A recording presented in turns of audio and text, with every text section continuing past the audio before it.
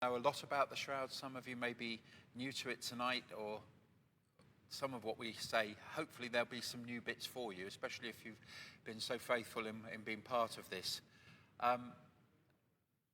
Pardon? We went to Wales. I was going to bring that up in a minute, so you've saved me a little. What I will do is welcome to those who are joining us online. Some people may join us online for the first time. Some people may have watched all the other talks as well. But we'll do a little bit of a recap, and then we'll get into what we're going to look at tonight. Is that all right? Just so that people have got an idea where we're at. Because for some people, it's been a long journey, and for others, it may be picking up on the journey where we are tonight. Just wait for Petra to join us. So that first picture was, as it said, sorry, Kirsty. George, can you just put us back one? That's an AI image that's been created from one of the great portraits of the Turin Shroud. And we'll come back to that a little bit later on in our talk. But this is really, the last time we did a talk was, can you believe we did a talk in 2023? And before that it was 2021. So next one, please, if that's all right, my friends. So it was in 2021 where we were all coping with going and coping during lockdowns and everything like that, that I ended up going down quite a rabbit hole in my own personal time. And at the end of it, I said I'll do a little talk about the Turin Shroud for 40 minutes. And that turned into 3 talks of nearly an hour and a bit each time. And we looked at 3 aspects back then, and I've tried to keep it. It needs a framework around this because it's such a big subject. I tried to put it in the context of history, forensics, and science. And first talk was about the history of the Shroud, where we think it may have been over its 2,000-year history. We looked at the forensics, all the stuff you would look at with TV programs like crime programs and CSI, whether fictional or real. The number of real ones that are on the television now these days, you know, and you sort of go, oh my goodness. And then you've got also the science, trying to work out how things were created, what may have been the way the images on the Turin Shroud are created. So at the end of all that, last year, in 2023, next one please, if that's all right. In 2023, we did a very quick update based on what had happened between 2021 and 2023, and that was called Update 1. I won't go through all of it, but Dave, you just mentioned we all went down to Wales to see an international exhibition in Wells Cathedral, which was amazing. In the talk we gave as a response to that, we looked a bit at, on the history side, we looked at a coin and a series of coins dating from 692, called the coin of Justinian. We also looked at an inscription, I will come back to this in a bit, called the inscription of Abacus. Abacus? Probably Abacus, I would think. Something like that. It dates from 192, but it's more, don't worry about the date so much, it's more about the words. Fish of exceedingly great size, which possessed wine of great virtue, that was mingled with bread. I'm not expecting you to remember that, but just hold the fact that it's not saying Turin Shroud. All right, we'll come back to that in a little bit. But it's something that has been found up in a place not that far from a place called Galicia. Galicia is in Spain, Galicia is in Turkey. Get it right. It's been a long day. Okay. We also then looked at some work by a gentleman called Ian Wilson, which is the next one, please, George, if that's all right. And Ian Wilson is one of the UK's top historians. He has written a number of books on the Turin Shroud, and he put together what he believed was a history dating from the time of Christ's death right the way through to certainly when it went to Constantinople, and even beyond Constantinople to when it went, oh, Linda's got one that she had earlier. She's been wading her way through it. And it takes you all the way to really a place called Liry in France in 1355, when we have then a very physical history catalogued of what happened to the Turin Shroud after that. We also looked at the next one, please, if that's all right. I'm trying to go through these reasonably quickly.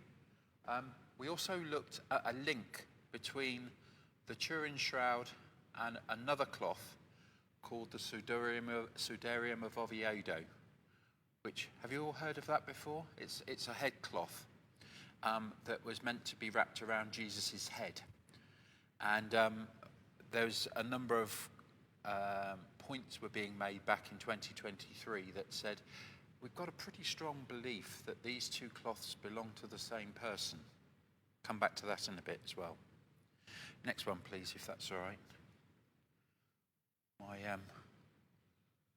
We then looked at the forensic evidence, and we looked particularly, for some reason, my screen's decided to freeze. We looked at the coins. The reason I put this in, just to remind you, is science, even in 4 years, has moved on a long way, and the ability for the level of detail that we can see on images now is getting almost beyond our imaginings. You'll notice that in many other aspects of science. But in this regard, we can now actually see that there is more than likely coins that were placed on Jesus' eyes before the headcloth would have been put on. It was, but it was also used because one of the things the Jewish people really believed, Petra, was that the soul left the body through the eyes. So that's why they used a headcloth. I think it is debatable whether these coins are there or not. Some people would say they were, some people would say they weren't. But I don't know that it's simply that because Jesus was Jewish and the coins belonged to Pilate, that actually they wouldn't have been used, if that makes sense. There's a double negative, isn't it? But I'm not trying to say this is absolute. Can I use a phrase for a moment? It's something we used when we went to Israel, if you remember. There's grade 1 places which you know that Jesus would have stood in. You can say with probably 90 to 95% certainty he stood here. Grade 2 places are, well, we know he went to Capernaum, for instance. Where he stood in Capernaum, we're not totally sure, but we think it was around here somewhere. And grade 3 places are, well, there is this story and they put a church up here somewhere, so it may have been around here in the wider sense of the word. I would say Pilate's coins were grade 3 or grade 2. I wouldn't certainly say they were grade 1, to make the analogy. Why? Oh, it's come back to life again. Okay. No, it's not, and it's gone again. Okay, never mind. Next one, please. Much more grade 1 is they've been doing some incredible things with the science that we already have, which is like making 3D models and stuff like that. Okay, thank you. Can I give you that? I don't know why it's not working. Thank you. A 3D model of what the image on the shroud would look like if it was actually before you. And what you can see very vividly in this is the amount of wounds that Jesus would have had, somewhere in excess of between 250 and 300 wounds. Oh, it goes that way. Okay. It was me then, obviously. Me and technology. So, the point being, if you've seen a film, something like The Passion of the Christ by Mel Gibson, which is quite horrendous, to put it mildly, partly because Mel Gibson slows down the scourging scene.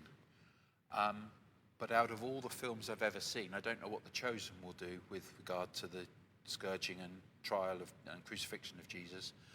But up to now, that has been the film that has been most close to what actually took place. It was horrendous. Okay, just to finish up on this, nearly done. We then got into something that has is a very strange phenomenon. Two things. One is the level of ability to analyze the photographs that we have and to look for evidence of what is called, you know, like a stroboscopic effect. You know, when you have a strobe light in a nightclub. Do you remember nightclubs? And you had those strobe lights where you can measure that.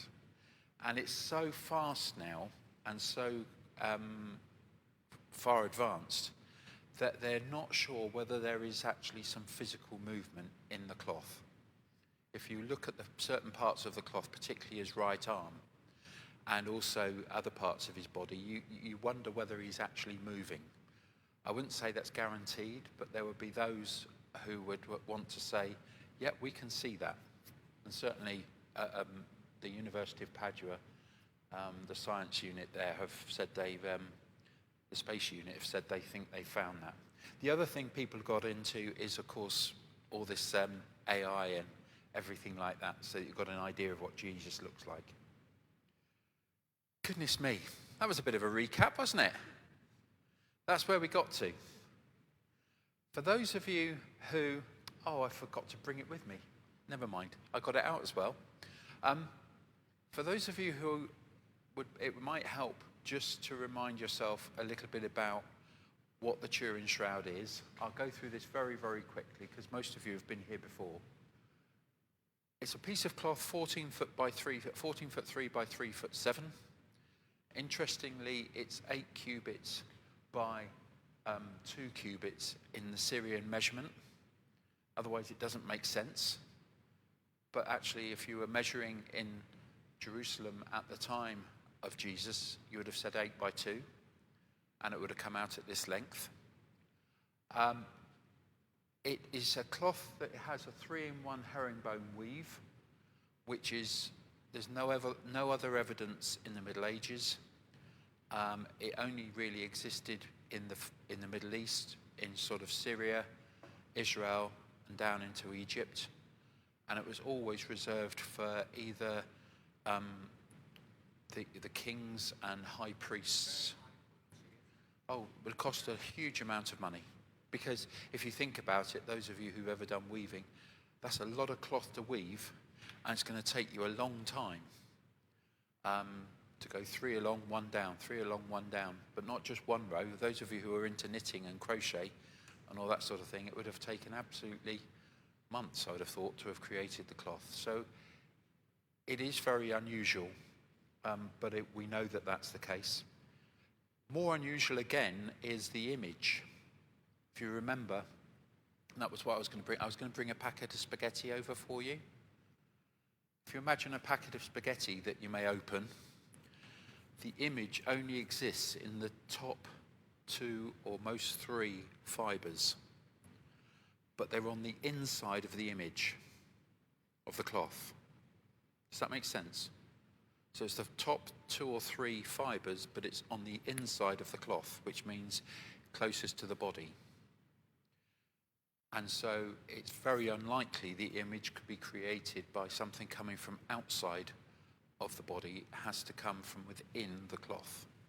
If that makes sense. We'll come back to that in a bit.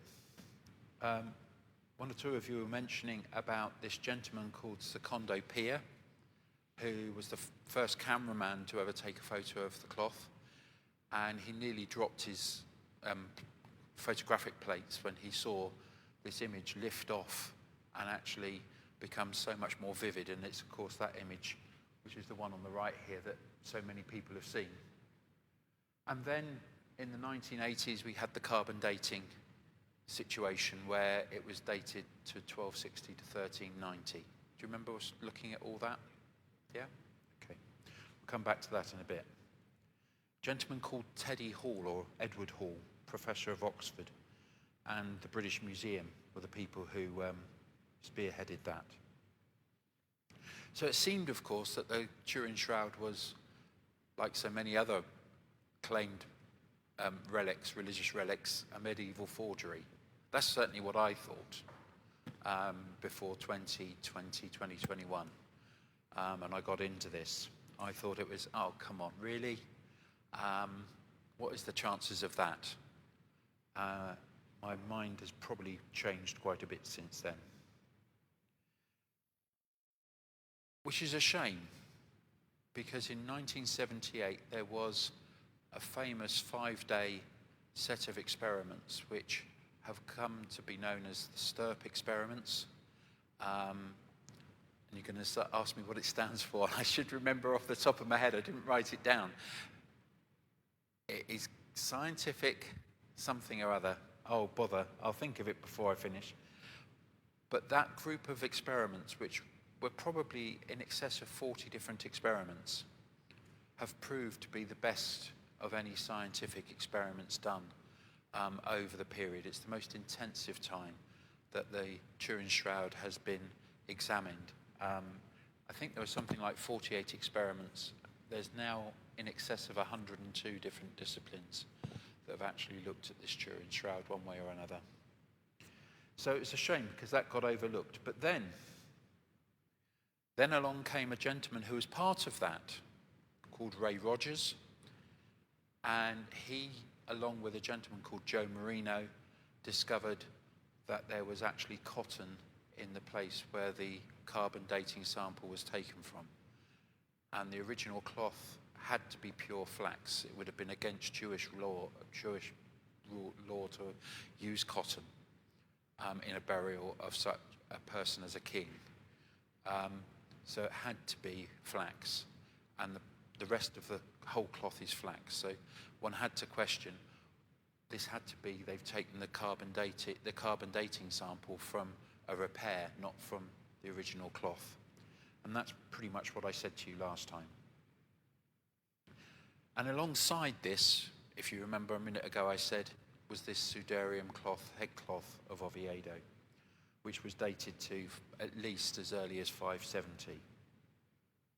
We have history for that. To make it a little bit more fun and a bit more complicated, next one please. We got into 3D images. Who's ever heard of a cloth having a 3D image in it? But that was discovered in the 1970s by the person who set up the Stirp investigation, a person called John Jackson in America. And he came across it purely by chance when he was working on the surface of Mars using a particular piece of equipment that could make photos into 3D. And he put the Turin Shroud in it, and he couldn't believe that it came out already with 3D information in it, which he'd never come across before. And there's no other example in the whole of, not just in religious history, but any artifact. There's no other history of anything like that. They looked into all the blood and that side of things, and the blood on the Turin Shroud is human blood. It's not paint, it's not dye. It is human blood. And what's interesting is we're now absolutely certain that the blood was put on the cloth first. So one of the big questions is, how in the world would you, if you were drawing a picture, the children have been doing holiday clubs today in Banwell, we've got the holiday club here tomorrow, you draw an outline, don't you, and then you colour in. Who's ever heard of drawing all the colouring in and then drawing the outline, but the outline is absolutely perfect? Do you see what I mean? It doesn't sort of figure. So, and it gets even more complicated with something called bilirubin, which is a human blood product that can only be produced under extreme torture, and that's very present in the cloth. Lastly, we got into the art history and looked at something called the Christ Pantocrator. It's the prime example of all examples of Byzantine art, which you'll see in many different places across the Middle East, and indeed have been used in icons like Russian icons. They go all the way back to 550, this particular painting, and the reality is there is so much agreement between the Turin Shroud and the Christ Pantocrator picture. So bringing it all together, we're nearly done. Not done for tonight, but done all the introductions and the recaps. What I find interesting, and many people say that now, is that the Stirp conclusions from 1981, which is all their peer-reviewed scientific work from that big investigation, have stood the test of time of over 40 years. So it's worth just putting these in the back of your mind before we carry on. The image could not have been created by paint, dye, or any other pigment of any sort. Secondly, the image is not then the work of an artist, because there's no way that they could create it. And thirdly, there is no chemical or physical methods which we know, even today, of how to create that image. So, what was great about the Stirp investigation, it didn't say, therefore, this is the burial and resurrection cloth of Jesus. It said, we don't know, which is good science, to say, this far we can take you, but we're not going to go further because we don't know. What we can tell you is what it isn't. Those of you who've been through medical diagnoses and all sorts of things will know that sort of thing. Okay. How are you feeling? Are you ready for a bit of history? Where we go from this? Linda, I'm going to upset you a little bit. Just a little bit. Since that book by Ian Wilson, there's been another book come out by a gentleman called Jack Marquardt. Very strange name. English guy. He's done a lot of work. He was very influenced by Ian Wilson's history book. And then the more he got into looking into things and looking what they call it the primary evidence himself, the more things started to unravel. And he's called his book The Hidden History of the Shroud. And the principal point here, to get your head around all that, is strangely that at certain points in the history, anything, whether it be the Shroud, Dead Sea Scrolls, anything, they would have gone underground because there were times of persecution, either from within the faith or from the others outside of the faith. Do you get that bit? Yeah? That's where the inscription I was talking about came in. You wouldn't have put up, we have the Shroud of Turin. You put up a strange thing saying about fish and about the great fish and about having wine and about bread. But we're reasonably sure that in AD 192, the Shroud probably was somewhere in that area around Galatia, where the letter to the Galatians was written. Do you see what I mean? If you go with that for a moment, we're not going to go through all four, you'll be pleased to know tonight. I'm just going to do the first one. But we do have a rough idea that in Ian Wilson's book, the Shroud goes from Jerusalem down here to Edessa. And Ian Wilson has it staying in Edessa for quite a long time before going up to Constantinople. You can say, well, what's the difference? I'm not that interested in that, where it went like that, because it doesn't look that far apart. It's only about 120 miles, something like that. What's interesting is, from the further work that Jack Marquardt had done, he's able to come up with some quite important stuff. Next one, please. His view is, and I think he's probably right, excuse me, that the cloth had to leave Jerusalem very quickly after Jesus' death. If it's the authentic cloth, it had to go quick. because the Jewish authorities would have desperately wanted that, especially because they couldn't find Jesus' body. The reason that matters is because, so what if they found the cloth? But the point being, it had the image in it. And therefore other people around Jerusalem would have been influenced by that image and become believers in Jesus of Nazareth. So they would have wanted it gone. So they had to move it out pretty quickly.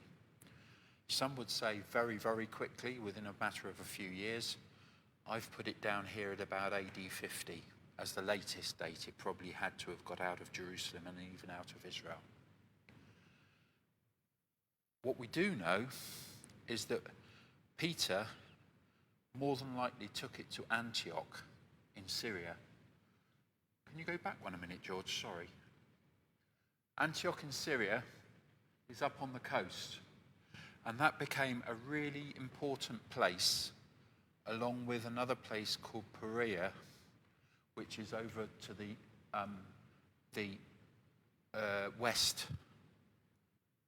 east of the Jordan. When the Romans came to destroy Jerusalem, the Christian community fled in two places. It went up to Antioch and it fled to Perea. And it's debatable which disciples went where, but the point is you had to get out of Jerusalem because Jerusalem was going to be leveled to the ground by the Romans. And everybody was blaming the Christians. What we also know is that Paul wrote the letter to the Galatians, which we read quite often in church, one way or another. And in chapter 3, he says this: "You foolish Galatians, who has bewitched you? Before your very eyes, Jesus Christ was clearly portrayed as crucified." I wonder what goes through your mind when you hear that. You could think, well, Paul's been writing a lot about Jesus, so it's surely to do with how Paul is describing Jesus. That would certainly be what John Calvin wanted us to believe in the 1500s. More likely, it seems, it may well be Peter was going around Galatia with the Turin Shroud and basically holding it up in front of you and saying, look, this is the cloth. And that's why many Gentiles as well as Jews were being converted. And what we now think is we know that Peter and Paul were in Galatia in chapter 2. So there's much more evidence that Peter was actually there. And this spoke into some other stuff that I've been doing. By the way, for those of you who wonder what I do with my time, this is all in my own private time, all right? It's not actually my work time. With regard to the resurrection. And one of the evidences that Gary Habermas has is the idea of 5 minimal facts, which we know for definite, and all historians agree on, about the resurrection being possible.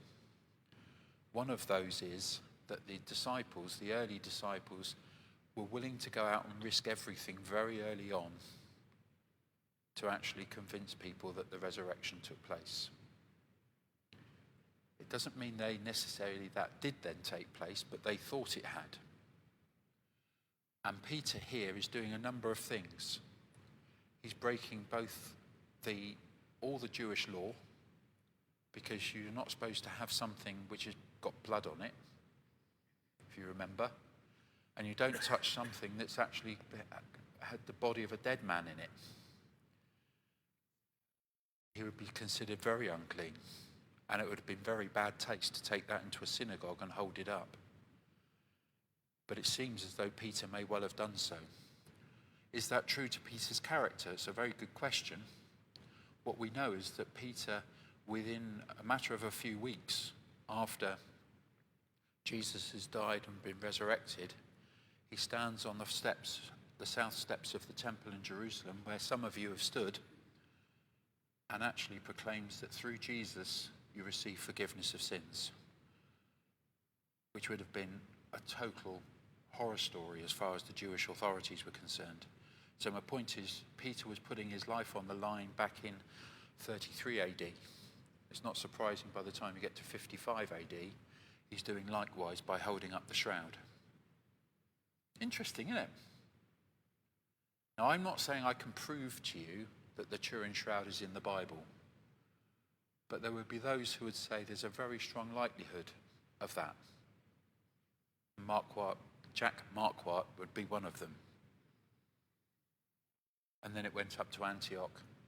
It stayed in Antioch for a number of years, but, so you can feel as though we move on, it does seem to have appeared, next one please, it does seem to have appeared, and the next one, it does seem to have appeared in Constantinople by 574, which is very early in comparison to what Ian Wilson was saying. And the reason we can say that is by the work of a gentleman called Giulio Fanti. He's written a whole big book about the contrast between Byzantine coins and the face of it in the Turin Shroud. And a bit like when we've looked at these sorts of things before, when you do this, the comparison between CCTV images and what you have of the person in front of you. Do you remember when we looked at that? Are there enough points of agreement? And he's gone through this in quite some detail. And the reality is, he's one of the top scientists in his field of mechanical engineering, not just in Turin Shroud stuff. He does this as a side thing. The chances of the coin that Justinian II minted in 692. By the way, coins are really good for archaeology because you're certain of when the emperor lived. And if it's got his face on the back, you know when it had to be. It would be the chances of Justinian having this coin minted with no evidence from the Turin Shroud is 7 billion to 1. That's pretty long odds, isn't it? Do you get my point? In other words, the chances are virtually nil. So we're pretty sure the shroud had to be in Constantinople for the person who, Justinian didn't do it himself, he had somebody do it for him, a very skilled artist, but the way that Byzantine, what do you call somebody who makes a coin? Is that a mint? Well, they're mint, but the person, what would the person who makes the design, I suppose, whatever they are, call them an artist for a moment, had to have had the shroud in front of them to copy it. They couldn't get this level of accuracy. But we also know, without going too much into it, the shroud had to come first because there's too many further points of detail in the shroud. Making a coin about that big, you can't create all the bits of the image on the coin, even if you're the most skilled artist there is. So we know the shroud had to come first. Does that make sense?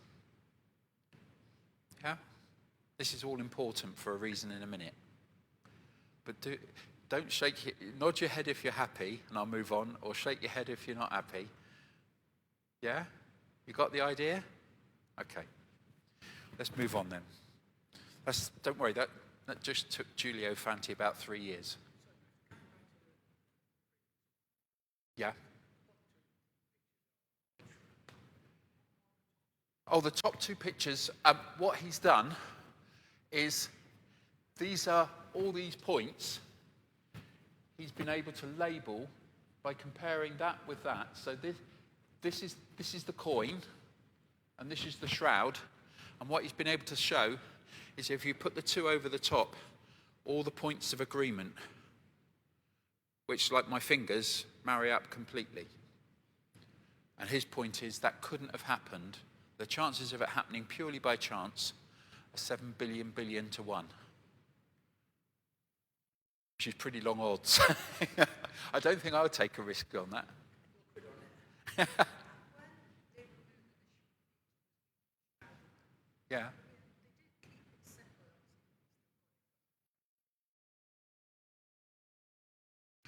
Do you know what? I'm going to come on to that.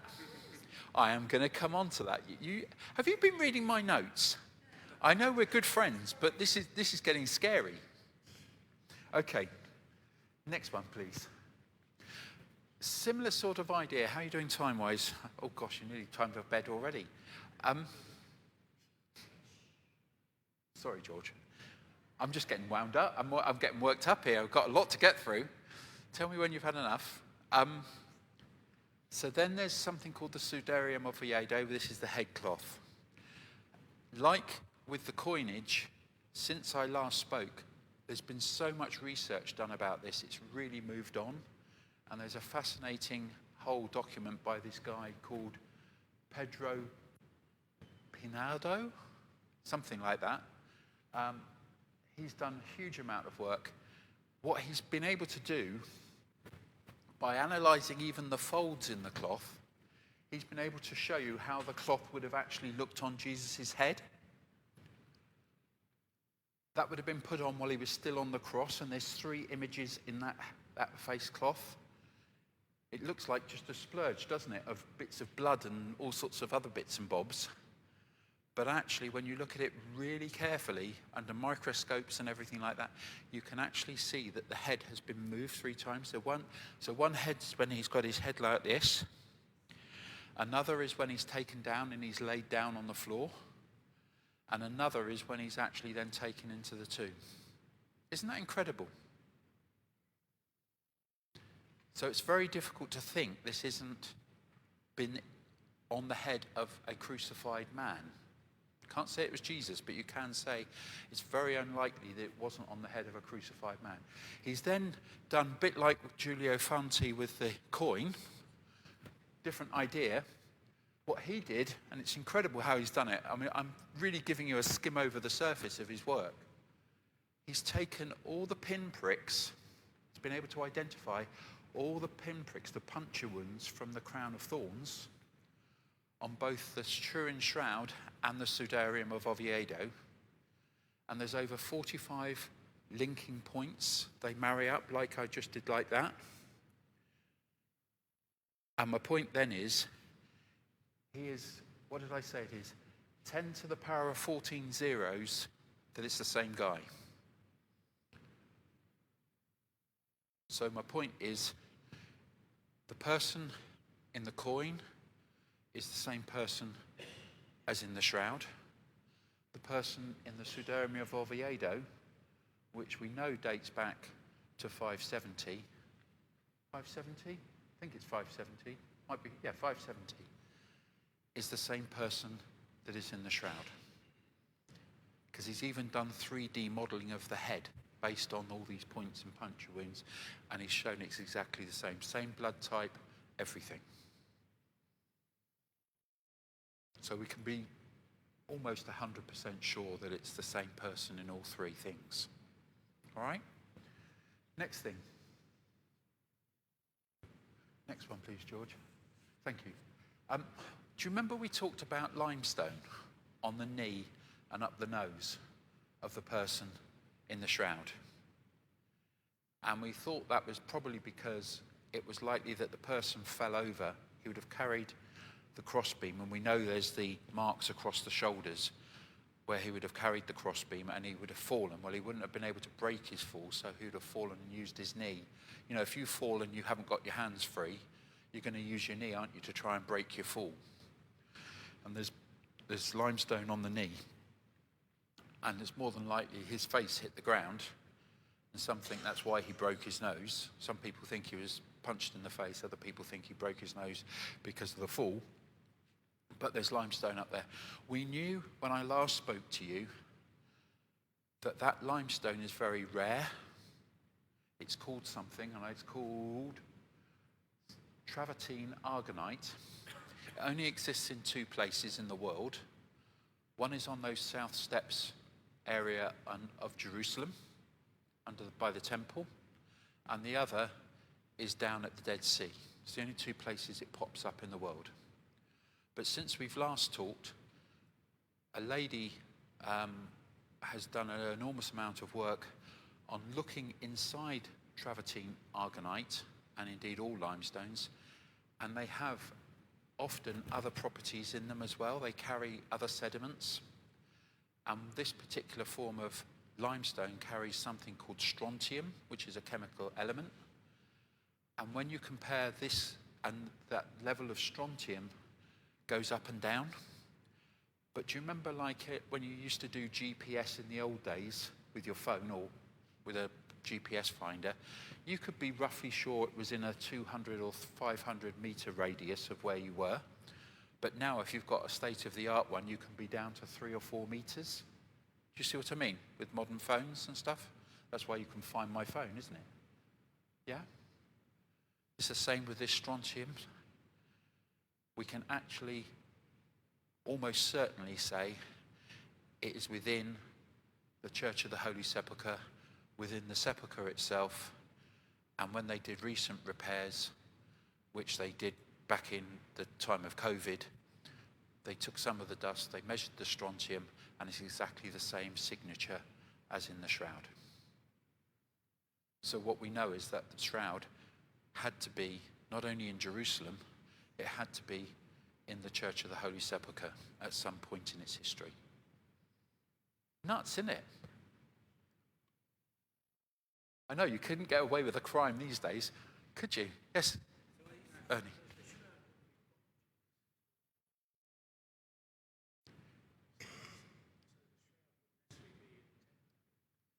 The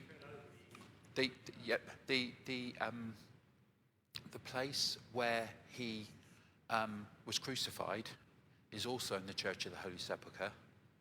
It's about 90 feet away. And you come down those stairs, do you remember? And you go and you walk through to what they call the edicule, which is the bit under the big ceiling like at St. Paul's Cathedral in London. And he would have been laid on a base, and the strontium is on the back of the cloth. So the cloth would have been laid out first, then his body placed upon it, and then the cloth folded over like a sandwich. And the strontium is on the outside, but only on the back. So it's where he would have been laid when he was being placed in the tomb, which shows us that the cloth was placed on him, not where actually, that's interesting, Kirsty. It's not in that place at the bottom of the stairs. Do you remember that place where everybody, when you go into the Church of the Holy Sepulchre, everybody kisses that big plinth? It wouldn't have been there. It would have been where his body actually was laid to rest. Don't worry about it if you're not into that. Do what, love?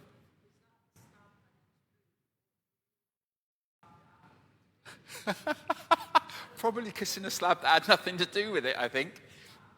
I mean, religiously, that's what people have often done, haven't they? They've laid candles there and stuff. Oh, I feel as though I want to tell you something, but I think it would take us off on such a big, another tangent.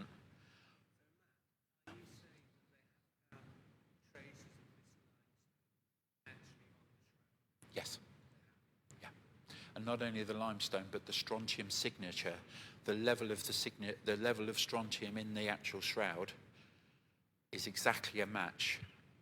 So what it means is, within a small degree of error, like the other two, that cloth needed to be not only in Jerusalem, but in the Church of the Holy Sepulchre, which, although I love going up to the garden tomb and it looks the bit, actually it's not the bit.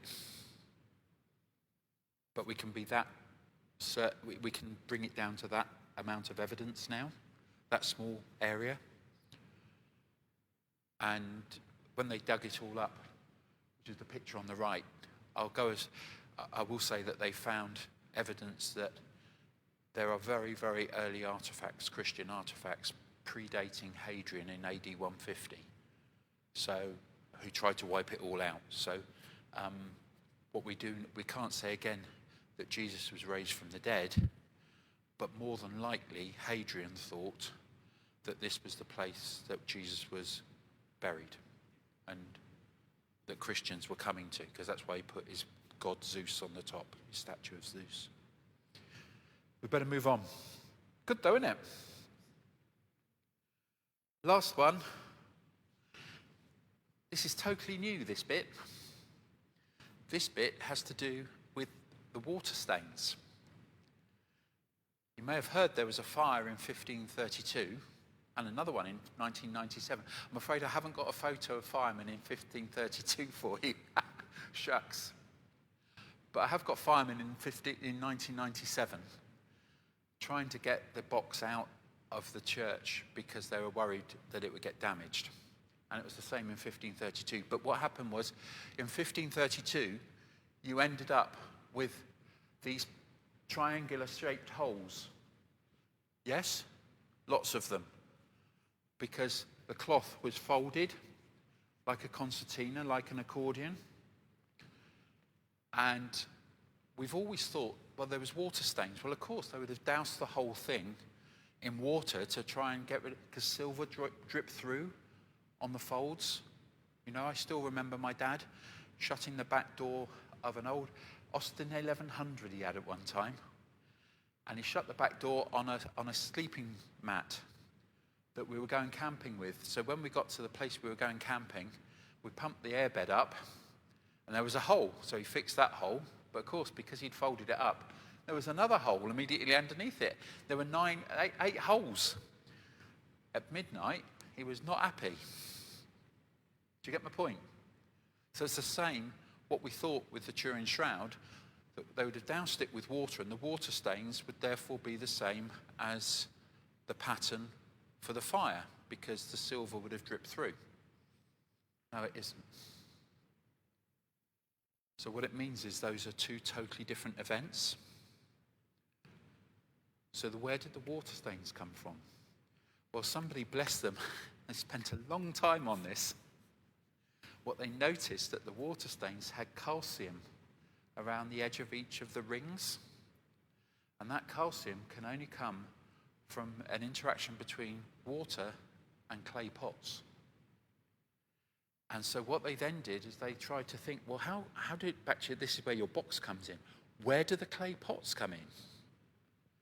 Then they managed to fold it up and look at the water stains like you would look at those patches for the fire, the triangles for the fire, and they realized, yes, it was folded up in a concertina form like it would have been otherwise, but then it was rolled and it was placed in a clay pot vertically.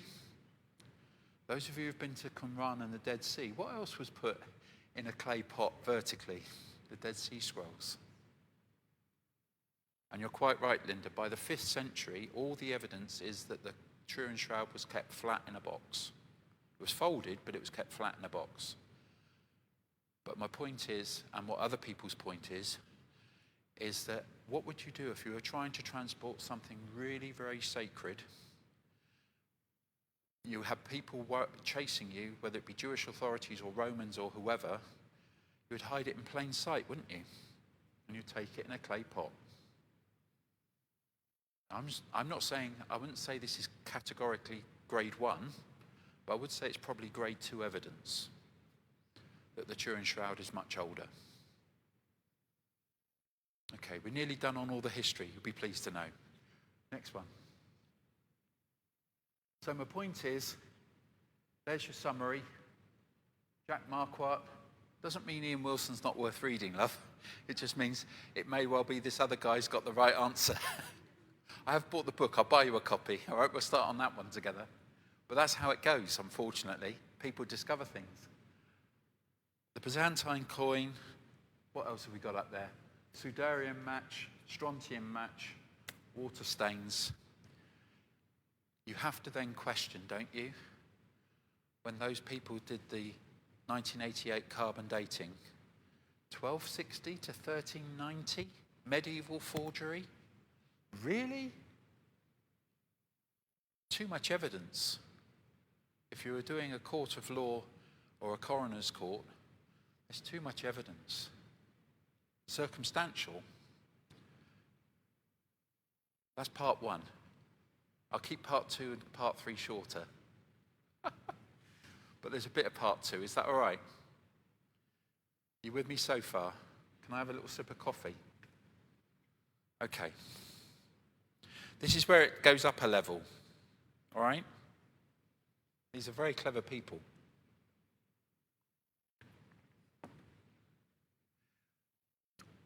What people did, back to this guy called Joe Marino and Ray Rogers, they said, hold on a minute.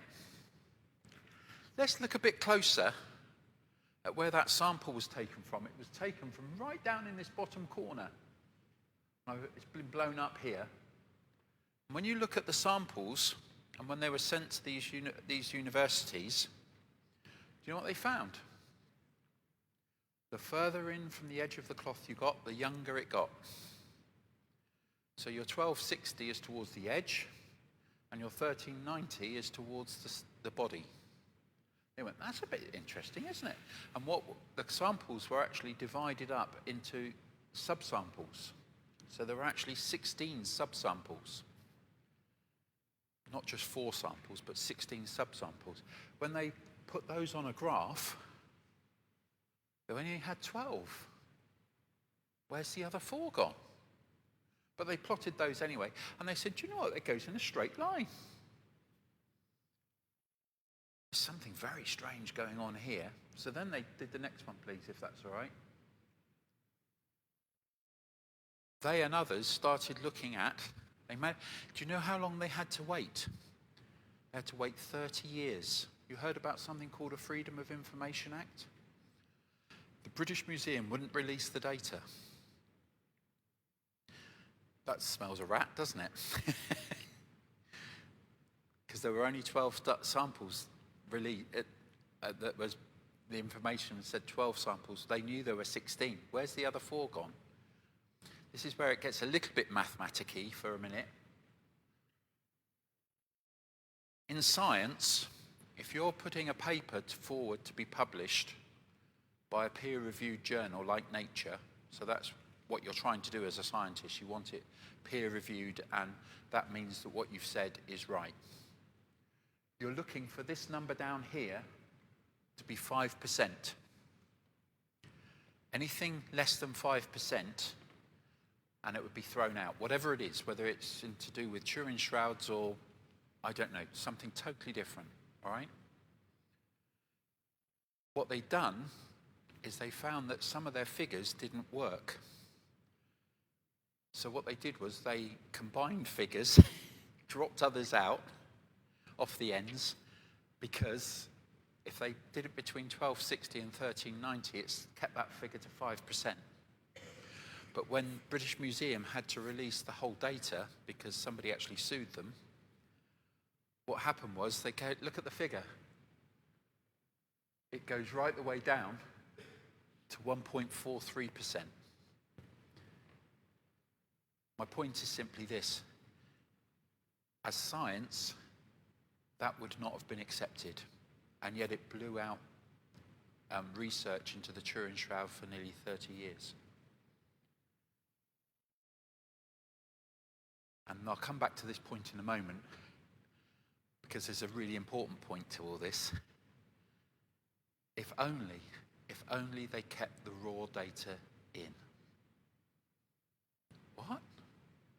How can something be between 1260 to 1390 carbon dated, and we're talking about stuff back in the 570s, 590s, and stuff like that?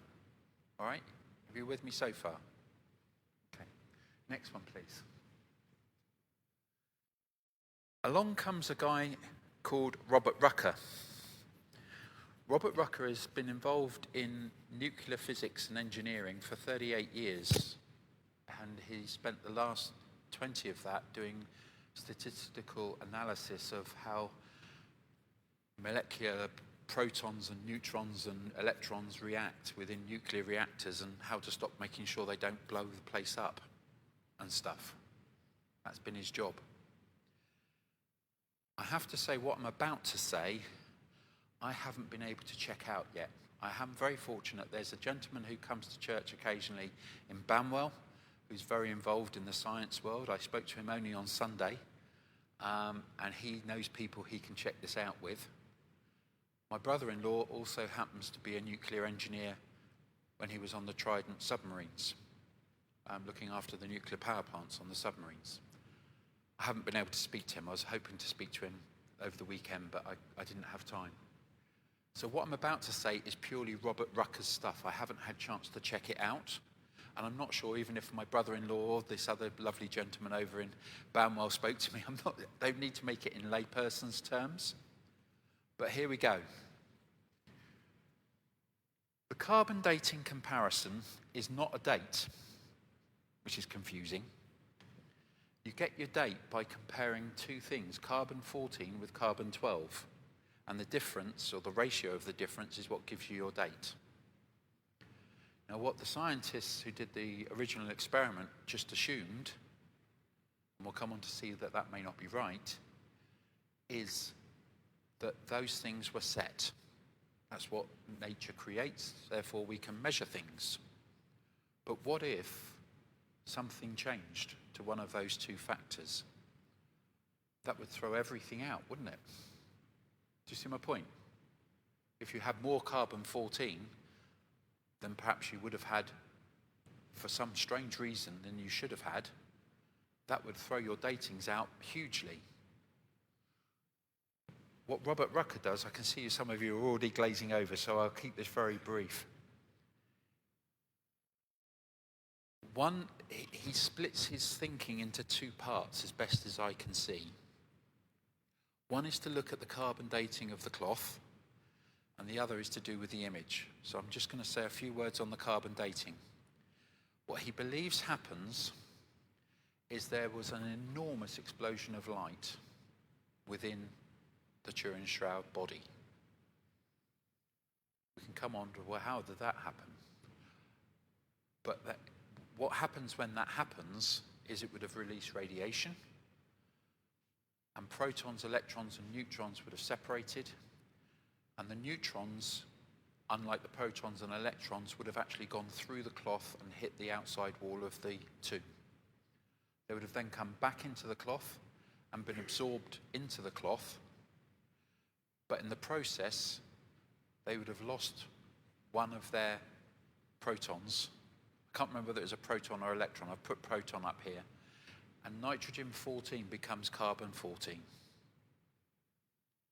And so he's even, this guy's at the high end.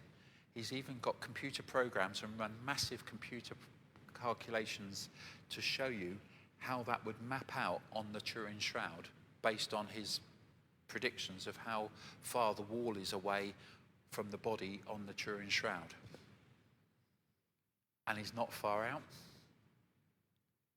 So the point is, it's not just a straight line, but what it means from our point of view as lay people, unless you're into nuclear physics, is that those dates, rather than being a complete load of rubbish, the actual raw data was right. And they put that sample in the machine. The machine didn't lie. It actually gave us the right answer. But who's ever heard of a piece of cloth about that long being 1260 at one end and 1390 at the next? That doesn't happen. So what the scientists who did the interpretation of stuff, Teddy Hall and the British Museum, they should have asked the question. Our statistical stuff is completely shot. But rather than that, admitting that and saying we need to redo it or rethink it, no, they stuck to their guns and they dug their heels in. And they said, it shows the Turin Shroud as a fake, and we're going to make £1 million out of carbon dating. And they did. But look what they rubbished in the process. Truth. And my point is, if they'd only gone a bit further, they would have actually realized that their data that had dropped out was actually right too. So rather than getting rid of all, trying to hide it all under carpets and everything, they actually would have been right. So it's more than likely the Turin Shroud dating is created by additional carbon-14 being created at the time of an enormous explosion within the body. We know it needed to be in the body. Why? Because the image is on the inside of the cloth, not on the outside. And also because the bone structure, do you remember when we looked at a picture of the shroud, you've got like an x-ray of the whole body? That's had to come from within the body. Crazy, isn't it? If this is created by an artist, I'd like to know how they did it. Yes.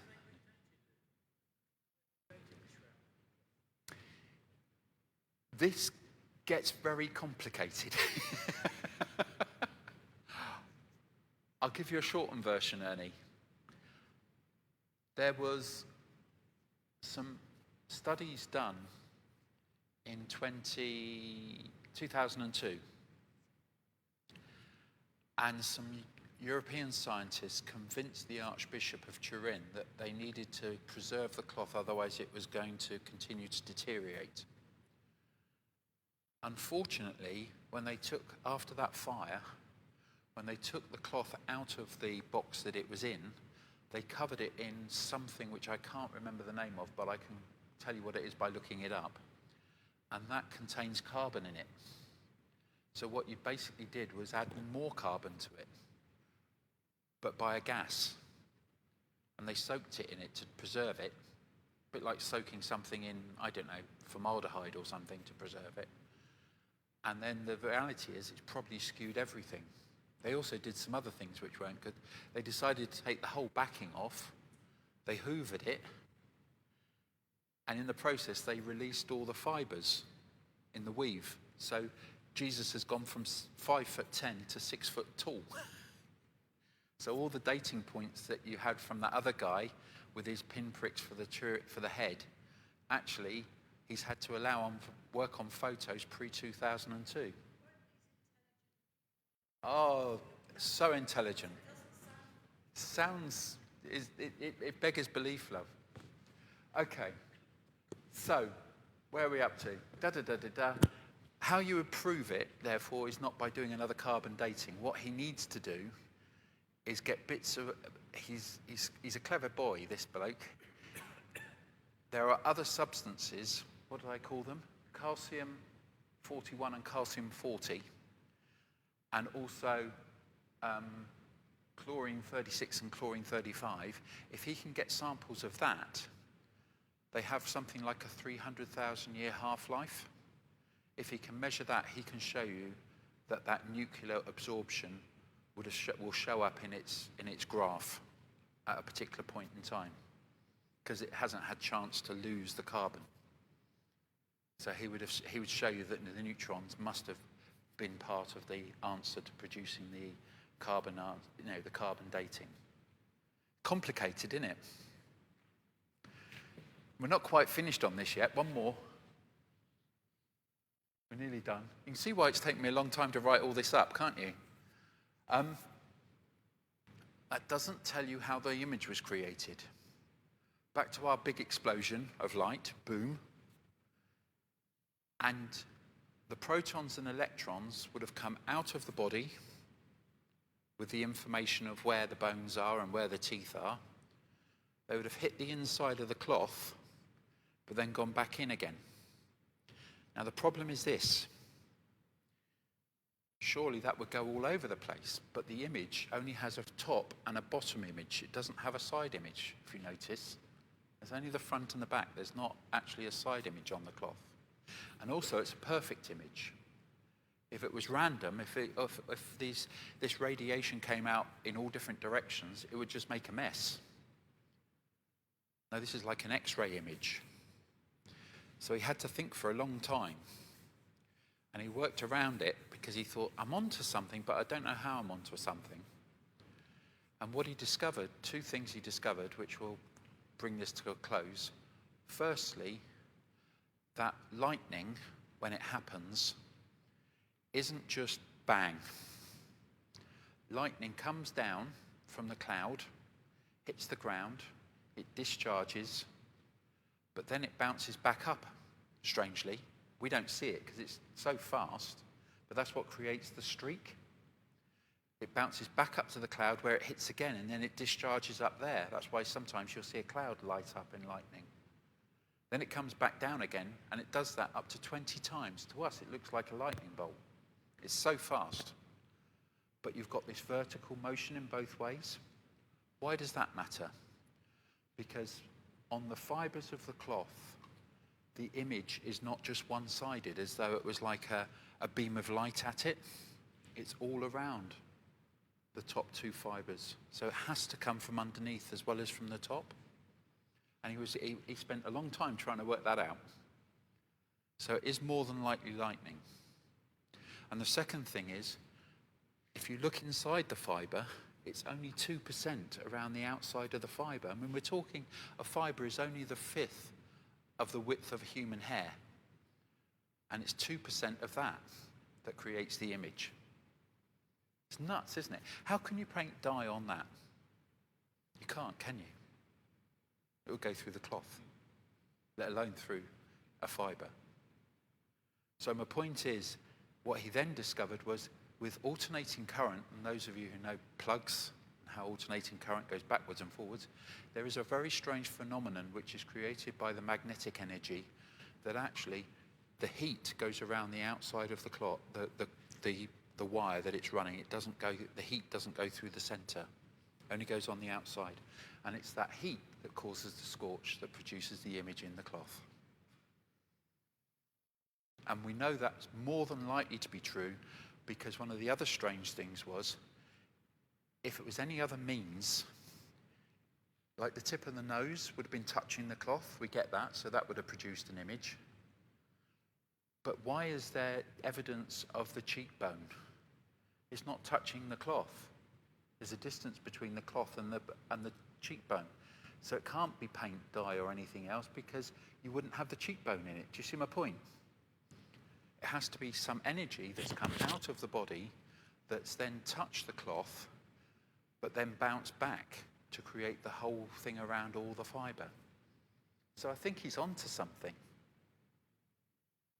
I'm not saying it's proof, but out of all the 27 different evidences he's looked at, this one answers them all. But it all needs checking out.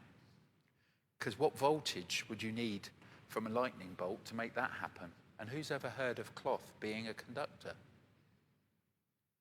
But under certain circumstances, they've already tested that on very, very high frequencies and for very, very short bursts, any substance can become a conductor.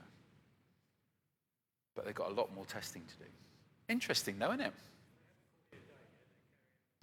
Oh, he's trying to do his chlorine and chlorine and what was the other thing? The other thing, whatever it was. He wants to do tests on the inside of the limestone tomb. He also wants to do tests on the cloth if he could get hold of a couple of samples, because all the stuff, when they hoovered it, they didn't throw it away. They put it in little sample boxes, but it's in a vault somewhere.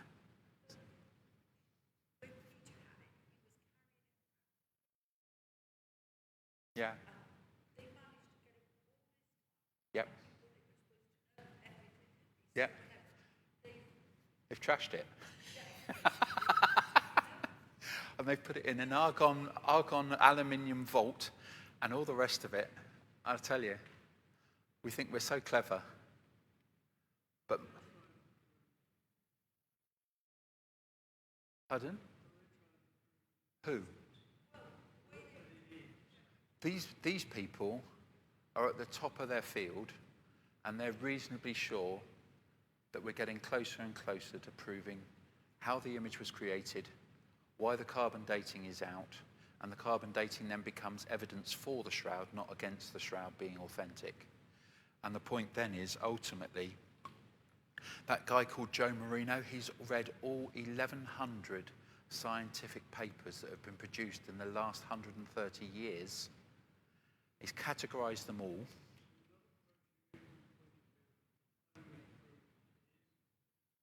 No, they're trying to be totally biased, non-biased. But when he's done that, I mean, he's the only person I know that's read all the papers, right? All 1,100 papers, must have taken him ages.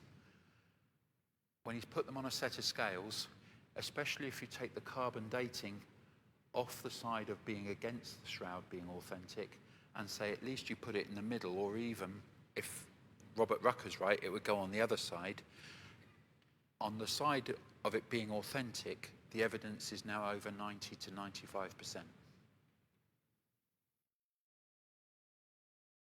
There's not much left on the side of it not being authentic, apart from we don't want it to be.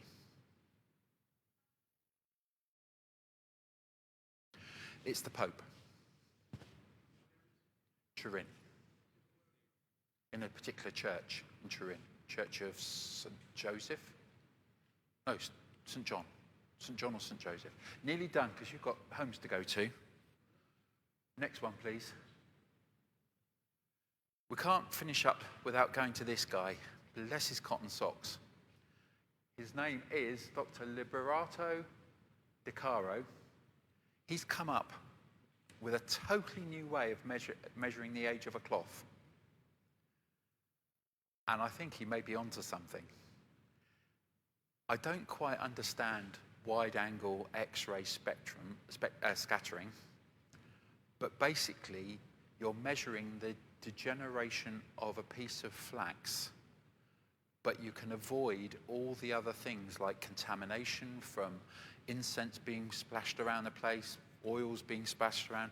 It's purely the inside of the flax fiber he's able to measure. What's great about his study, well, two things are great about his study. One is that he had some other evidence to measure it against, which is a piece of cloth which is very similar from Masada, your favourite place other than Jerusalem. There's a piece of cloth which we've got from Masada dating to AD 74, because we know it has to date to that date because of the Masada stuff. So we've got a fixed date, so we're absolutely sure of it. When he does his experiment with the Masada cloth, he comes out within about 2 years. So then you take the same process and you do it the same with the Turin Shroud. And the good news is this process doesn't, not like carbon dating that destroys the sample, it doesn't do any damage to the sample. So he does the same experiment time and time again with the Turin Shroud sample he's got. And that graph shows exactly the same. 1st century.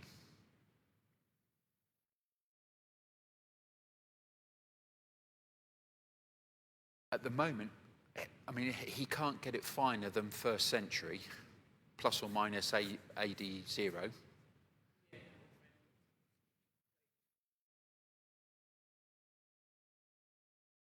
Well, of course, it depends what you want it to be, doesn't it? But when you get down to 1st century, it certainly means it's not 1260 to 1390, brother. And all the evidence I've shown you tonight has pointed to it being much earlier than the time of the carbon dating. And these characters would say it all fits, that we can follow it right the way back to being an authentic cloth. It doesn't prove it's the burial cloth of Jesus or the resurrection cloth of Jesus, but you have to say there was somebody in Jerusalem, in the Church of the Holy Sepulchre, in the 1st century, who went through crucifixion exactly as the Gospels tell you, that early disciples claimed was raised from the dead by God. And we know if God had created the world, it was by a big bang. So that was pretty interesting. So it's almost like there was a big bang from within the body. Who do you think that might be? Who else have we got who could possibly have gone through all of that? Only one character. Isn't that interesting? So I'd say we're now within 95 and 98% sure that the Turin Shroud is the authentic cloth, and also that we're more than likely that resurrection is true. Next one, please. Nearly done. 2 more slides. Into the conversation comes dear old John Lennox. You come across John Lennox? I love John Lennox. He speaks a lot of sense, far more than me. He's a lovely old Oxford and Cambridge professor who's got the wisdom of C.S. Lewis. And he looks at this whole question of how can a scientist believe in resurrection? And his point is quite simple, because it's 9 o'clock and we need to wind this up. The problem is we were encouraged by God in the book of Genesis to become partners with God in creation. We don't like that idea much. We want to be in charge. And it's a very small step from growing in partnership with somebody to deciding I want to take over the company. I want to run the place. And then you say, well, actually, it can only be as I see it. And so science is everything. And if I can't see anything, I'm not going to believe it actually happened, which is basically where the carbon dating people got themselves to. They didn't believe anything could change that carbon-14. Therefore, they closed their minds and they said, I'm quite happy to say it's 1260 to 1390. If they'd opened their minds, then actually they would have discovered they were on the right track rather than the wrong track. And the point now is, the big question, I think, not just for the science world, but indeed for the church, and indeed for all of us, is what this stuff really challenges us to think about is there really more to this world and to this life than I can imagine or see? Which is why I put my dear old friend Copernicus up, because he was the person, at the time, we thought everything went round the world, because it's all about me. And he was the one who stood out against it all and said, actually, I'm really sorry, guys, but the world goes around the sun. And we now would say we know that to be true. But of course, we've probably gone back in our heads to thinking the world does go all around me. But the reason we're meeting in Holy Week is because maybe it doesn't. And we go around somebody else, S-O-N, as well as S-U-N.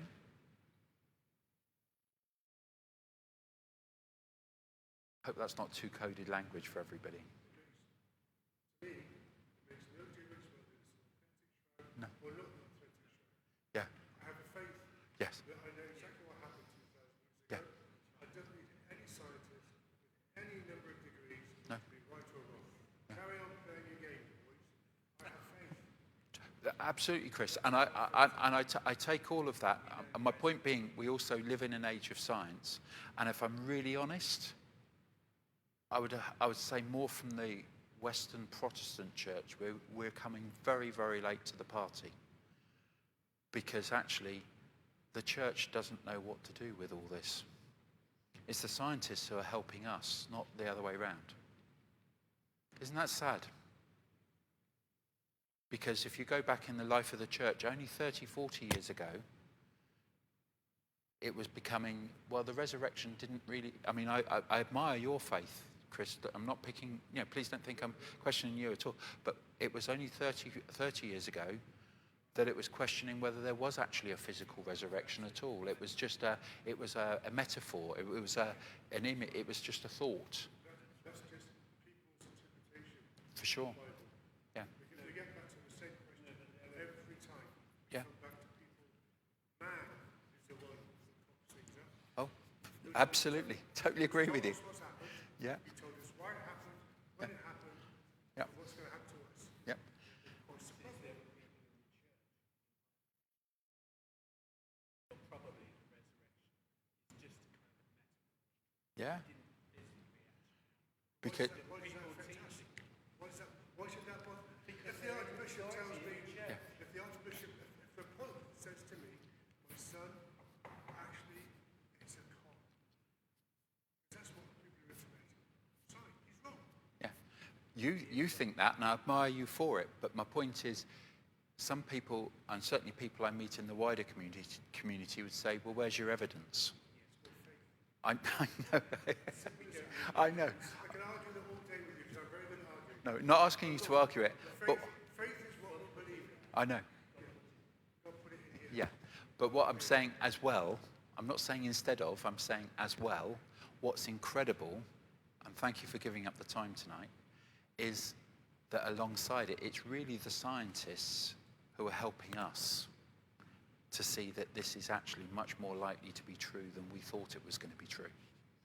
And why does that matter? And I think that's where you're asking a very good question. That's why it would be good to look at John Lennox's stuff, because what he then says, and quite rightly, it means that this world is dictated by God, not by man.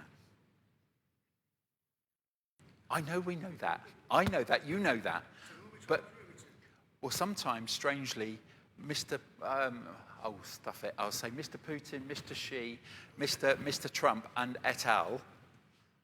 I'm not sure. I probably bowed in Russia, but they don't necessarily see it that way. Oh.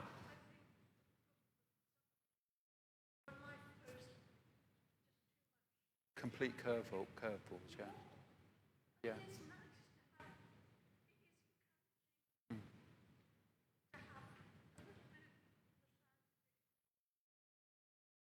I would say that now 95% of the evidence is in favour of it being true. I think it's almost, you've got to be trying to do some very big gymnastics and theatrics to try and believe it's not the case. But Chris is quite right, because a very good friend of mine, I love him dearly, would say exactly what Chris has said. Matt, why have you spent all this time doing all that? Because actually I know the resurrection's true.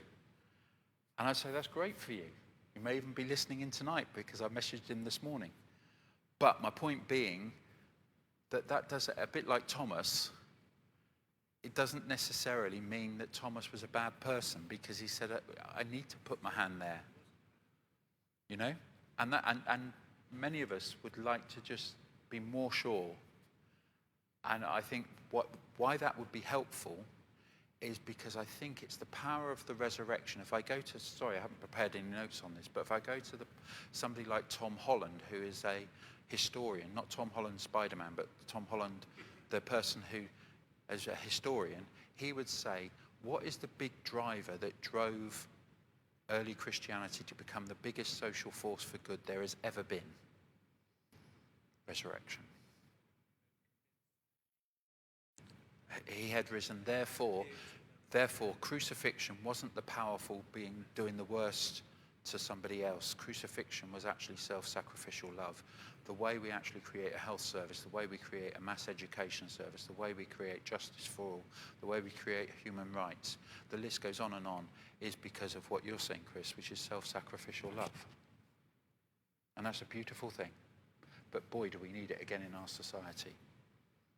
Because we're going back to Roman Empire, we're not going forward. So we need a good dose of resurrection, folks.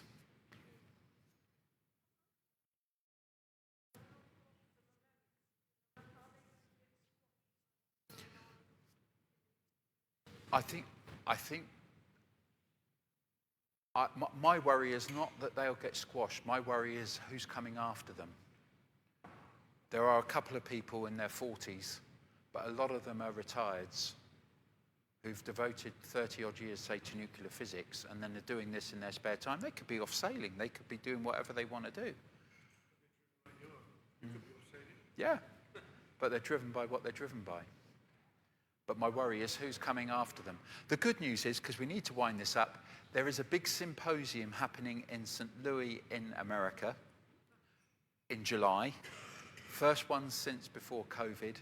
I would imagine there'll be a lot of new stuff coming out, so watch out for this space. We might even do another one. Hey. To those at home, God bless you. I don't know what you've made of all this, but hopefully you've made something. Kirsten, George, thank you for your time. I was going to show you, do you want to see some AI as you go home?